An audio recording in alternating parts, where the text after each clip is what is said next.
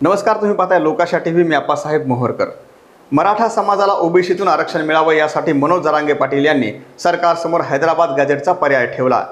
5 दिवस आझाद मैदानावर आमरण उपोषण केल्यानंतर सरकारने मनोज जरांगे पाटील यांची महत्त्वाची असलेली मागणी म्हणजेच हैदराबाद गॅजेट लागू करण्याचा निर्णय घेतला आणि त्या संदर्भातला GR देखील काढला. मात्र याच हैदराबाद गॅजेटमध्ये बीडचा उल्लेख नेमका कसा करण्यात आलेला आहे ते आपण या व्हिडिओमधून पाहणार आहोत. 15 ऑगस्ट 1947ला भारत देश स्वतंत्र झाला. मात्र त्यानंतरही मराठवाडा हा वर्षभर निजामांच्या ताब्यात होता.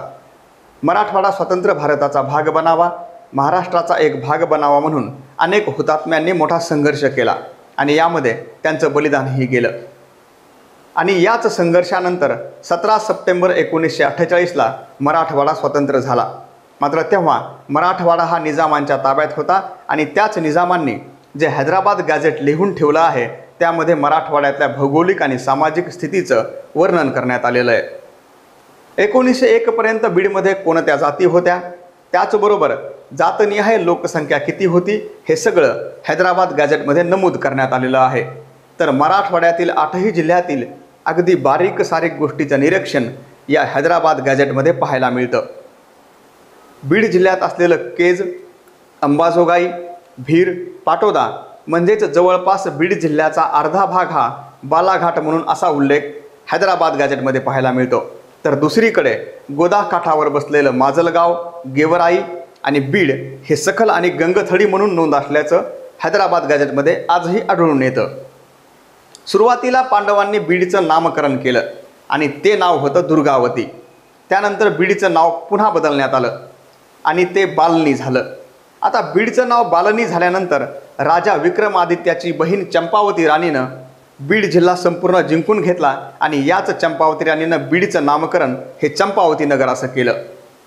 1326 साली मुहम्मद तुघलक राज्यकर्ता बनला आणि त्याने बीडचं नाव चंपावती नगर बदलून भीर असं ठेवलं.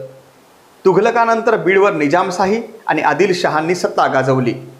1635 साली मुघलांनी बीडवर ताबा मिळवला, पण मुघलांना बीडमधील सत्ता कायम ठेवता आली नाही.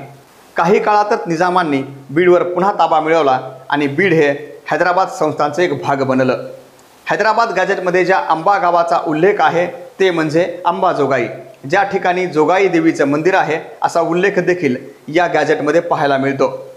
आता जर हैदराबाद गॅजेटनुसार बीडच्या जनगणनेचा विचार केला तर 1981च्या जनगणनेनुसार बीडची लोकसंख्या 5,58,000 होती.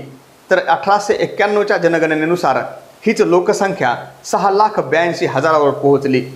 तर हैदराबाद गॅजेटमध्ये बीड जिल्ह्यातील वाढती आणि घटलेली लोकसंख्या याचा देखील उल्लेख आढळून येतो. तर बीड जिल्ह्यात सरासरी पाऊस किती पडायचा, पर्जन्यमान किती असायचं याचा देखील उल्लेख या गॅजेटमध्ये करण्यात आलेला आहे.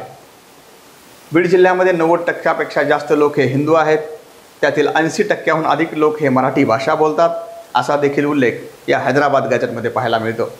तर याच हैदराबाद गॅजेटमध्ये मराठा कुणबी जातीची लोकसंख्या इतरांपेक्षा सर्वाधिक असून 1,96,000 एवढी आहे असं नमूद करण्यात आलेलं आहे.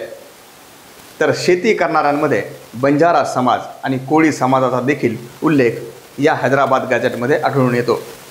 त्यामुळे आता पाहणं हेच महत्त्वाचं ठरणार आहे की जे हैदराबाद गॅजेट मराठा आरक्षणासाठी लागू करण्याचा सरकारनं निर्णय घेतला आहे त्या हैदराबाद गॅजेटचा मराठा समाजाला किती मोठा फायदा होतो आणि या गॅजेटनुसार मराठा समाजाला किती प्रमाणात आरक्षण मिळतं हे देखील पाहणं महत्त्वाचं ठरणार आहे. व्हिडिओ जर आवडला तर पुढे नक्की शेअर करा आणि आमच्या लोकाशा टीव्हीला सबस्क्राईब करायला विसरू नका.